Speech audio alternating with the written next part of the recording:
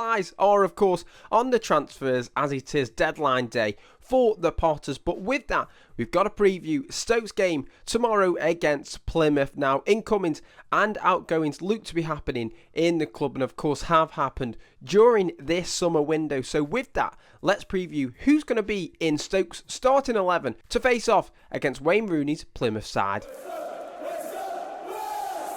Both sides, of course, will be looking to head into the international break with a win under their belt. I think when you look at how both Stoke and Plymouth have done their start to the league, of course, a bit of a mixture for both. Of course, we know that Stoke won their first game of the season and now have come off 2 losses, but of course have progressed in the Carabao Cup to the 3rd round. Now, unlike Plymouth though, who of course did get knocked out of the Carabao Cup with a 2-0 loss to Watford, who Stoke also lost to, in all fairness. But you look at how Plymouth have done in the league so far. Of course, the 4-0 loss at the start of the season for Wayne Rooney's men, of course, against Sheffield Wednesday, who absolutely blew them apart. In a way, just tore them apart. I think they opened the game up, and for a first game of the season, it was the total opposite of what Wayne Rooney would have liked. But they've now come off the back of 2 1-1 draws against both Hull and QPR, so they're building a little bit of momentum. But for me, I think this Plymouth side, especially heading into the international break, will be looking to get a win under their belt, get the 3 points, and then build a bit of momentum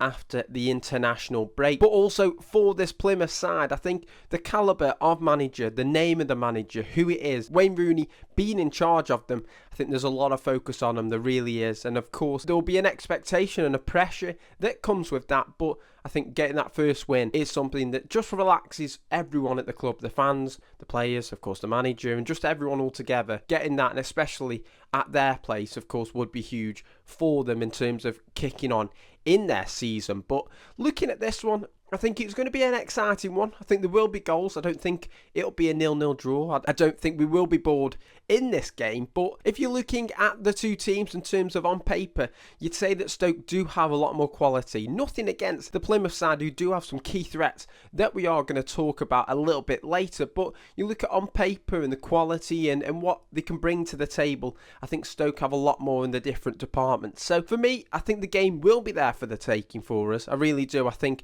if we can kick on from this, especially after a huge result against Borough in that 5-0 win where we were really clinical, if we can then bounce back with another win, especially in the league, then I think going into the international break, it'll be really good to see. But we will be up against it, as I mentioned, Plymouth wanting to get that win, wanting to get the 3 points, heading into a little bit of a break where you can then rest up and go, right, let's build from this. But Stoke too, hopefully, can do that as well. So with that, let's predict Stoke's starting lineup. Of course, a few outgoings and maybe some coming in, but I don't think they'll be involved in tomorrow's game. So it'll be interesting to see what the lineup is. I think it's going to be a difficult one to predict, but let's head straight into it. Ahead of this game, of course, predicting the lineup, it's of course deadline day, so players' incomings and outgoings. I don't think the kind of 2 or 3 we might bring in through the door will be ready in time for tomorrow's game. But I do think that obviously that we've had players leave the club that could have been in the starting lineup. In terms of midfield wise, I'm not too sure who to go for.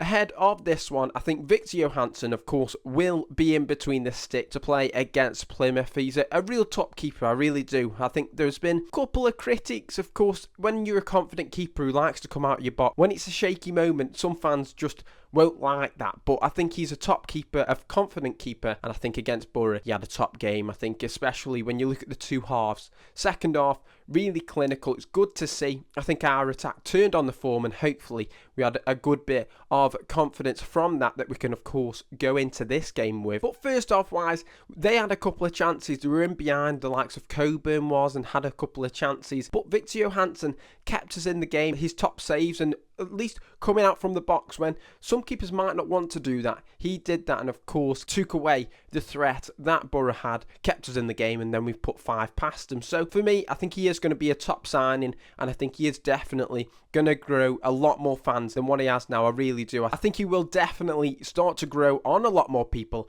as he should. I think he'll keep us in a lot more games this season, especially against Borough. We saw it where in the Cup he got them saves, he kept us in the game. They didn't score. We go up the other end and, of course, score and put 5 past Borough. So hopefully that's a replica of what might happen this season. And it could simply happen against Plymouth. If they come out the blocks and look to play on the front foot and maybe shake us a little bit, then, of course, we will look for Johansson to keep us in the game. And I really do feel confident that he will. If he is called for, we may find it that we're in possession and play on the front foot. So it could be a case that Johansson has quite a quiet day tomorrow. I don't know. I don't want to say anything in terms of undermining Plymouth, who have some real quality in their side, but I am really confident with Johansson in between the sticks.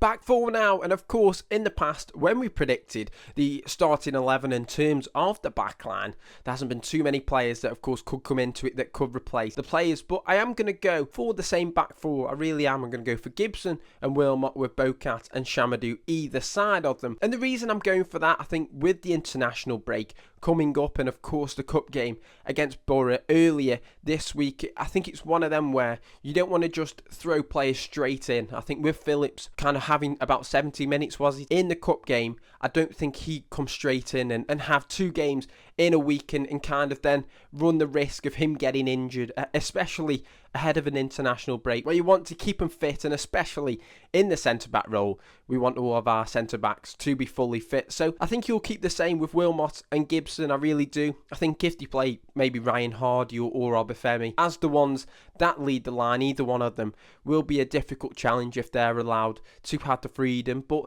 I think it's one of them where I think Phillips will be definitely in contention. The reason I'm not putting him in there, I think with the cup game being there as well, and one of them where Gibson and Wilmot both didn't play, I think it would just make sense that Wilmot and Gibson will play against Plymouth. And then after the international break, we'll start to see that battle for places in terms of Phillips knocking on the door and saying, right, get me in this side. So for me, I'm going to go for Gibson and Wilmot as our 2 centre-backs. And then the 2 that I think had a real solid game against Borough, I really do. I think the assist that Bocat got against Borough, that of course fed Kumas the goal, was an absolute beauty.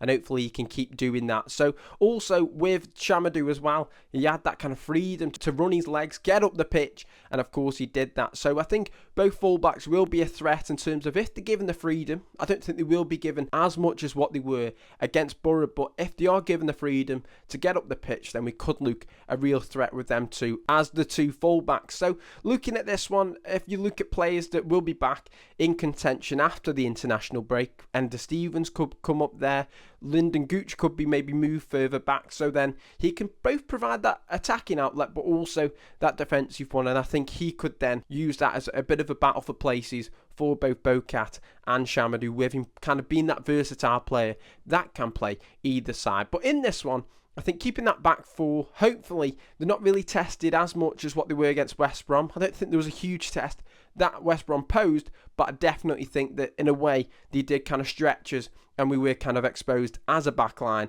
against West Brom. But looking at this one, I think hopefully it might be a little bit easier against Plymouth.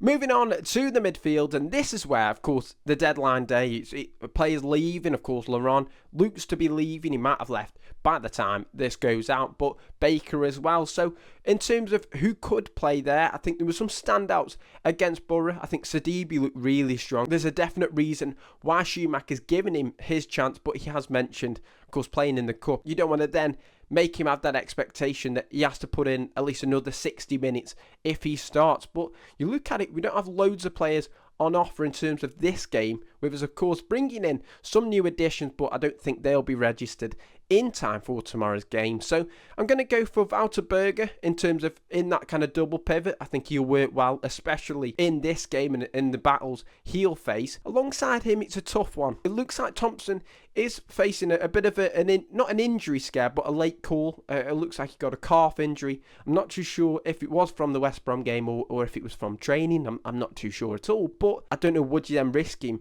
especially ahead of the international break? Is there a need to risk him if he can then kind of nurse that and obviously get back to full fitness ahead of the game against Oxford? So I'm not too sure. I really aren't. I think it's an interesting one in terms of where would you look at it, and of course players that look to be coming in the midfield. But saying that, I think it's a tough one. I am going to stick with Thompson. Maybe that is a safe bet, and it's Berger and Thompson that could work well. They really could. We've seen them do it before.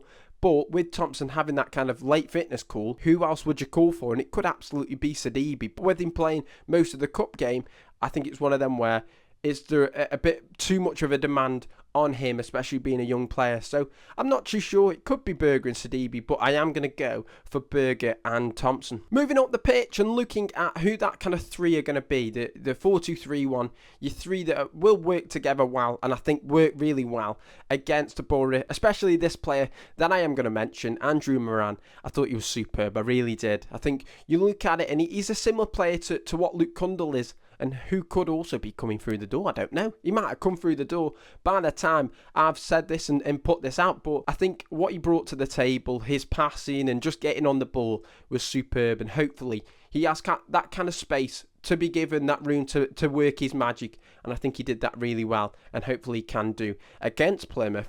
But alongside him, I think you'd move Jun Ho to the left-hand side and then Manouf on the right-hand side. I think that's a real strong kind of three in terms of the three that are ahead of the double pivot. But I think it's one of them where you don't want to run the risk with players that come back from injury, especially Jun Ho. You don't want him to get an injury that sets him back more. But with the international break being here, it looks like they are fit and ready. And I think having that three could be a real threat. And ahead of the person that I'm going to put there, I think could work some real magic, and hopefully, like Borough, we are clinical in it. And finally, who leads the line? It's one of them where it looks like Tom Cannon is coming through the door. He probably has by the time I've put this out, so I don't think he'll be in contention unless I'm totally wrong. But the man that I think will be leading the line, who has looked like a superb signing that we've brought in on loan, is of course Lewis Koumas. I think he worked his magic well against West Brom and against Borough, and hopefully he can continue that. I think when you have a young player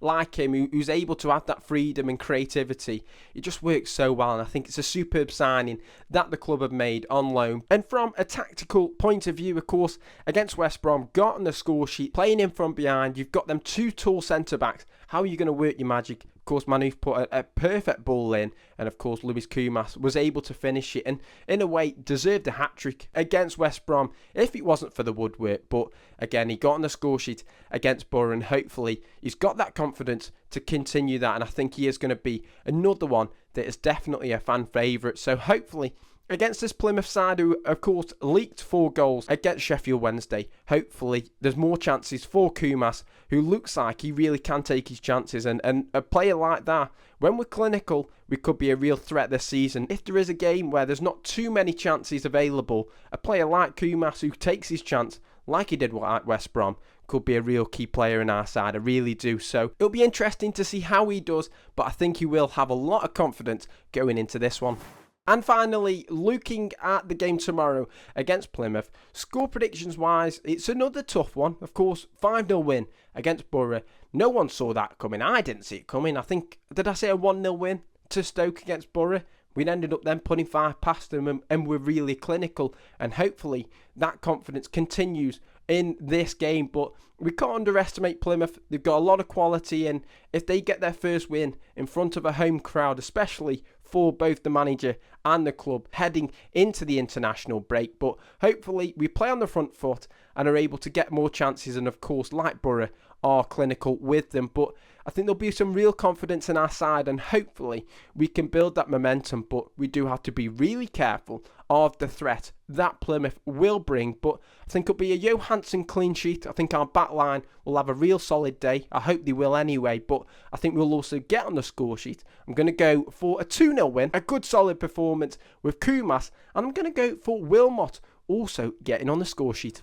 So there we have it then. That was the preview for tomorrow's game against Plymouth. A tough test, another one where hopefully we get the 3 points and then go into the international break with a good bit of momentum, especially off the back of a 5-0 win with Borough. Some good players that could be incoming into the club that I have no idea if they have or haven't just yet, which would then really excite the fans and give us a good bit of momentum heading into our game against Oxford after, of course, the international break. So looking at it, it's going to be a good game tomorrow. I think it's an exciting one, and hopefully they round up a real good week for the club. So until then, I'll see you guys next time.